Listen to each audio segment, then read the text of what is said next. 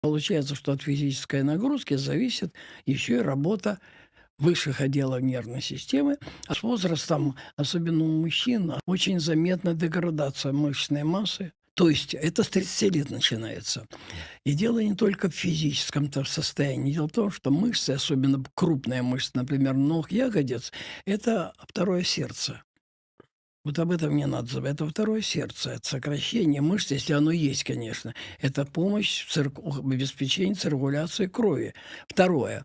Работа мышц– это лимфатическая система, о которой наши врачи очень мало говорят.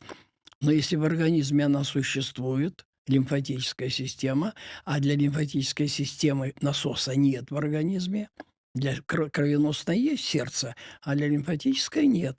Есть клапанная система, а движущей силой является мышечная работа. А что такое кровоснабжение? Я думаю, что никому не надо объяснять, насколько это важно. И кровоснабжение и мышц, и кровоснабжение мозга.